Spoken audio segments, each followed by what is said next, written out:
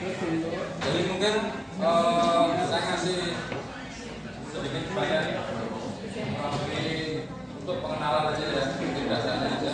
Jadi apa sih yang dimaksud dengan setrika uap otomatis?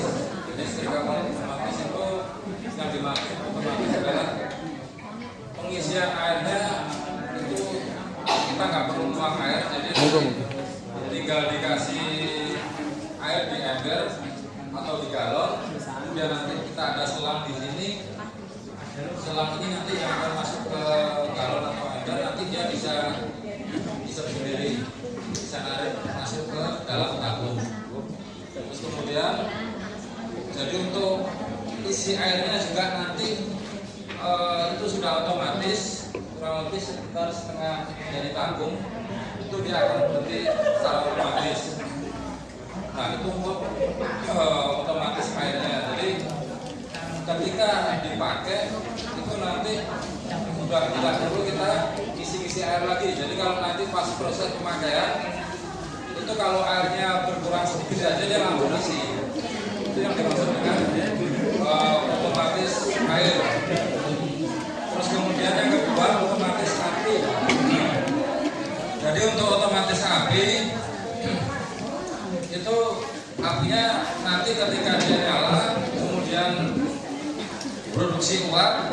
Nah di sini nanti ada nanometer itu menunjukkan kalau tekanannya sudah naik di angka 50, apinya secara otomatis dia akan mengecil.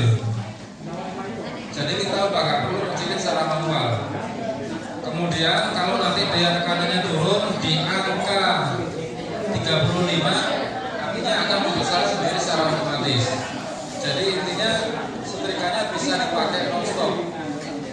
Kemudian pemanasannya juga lebih cepat dibanding setrika uap yang manual. Nah, kenapa pemanasannya bisa lebih cepat? Karena pertama airnya nggak butuh terlalu banyak. Kemudian konstruksi tabungnya juga beda.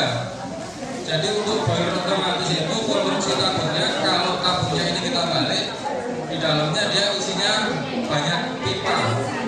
Jadi jenisnya itu namanya batu tutup. Tutup itu pipa, nah, airnya masuk ke dalam pipa, kemudian pipanya yang dipanasin. Jadi modelnya bukan kayak biasa yang model kayak dandang, kalau kita pada umumnya itu.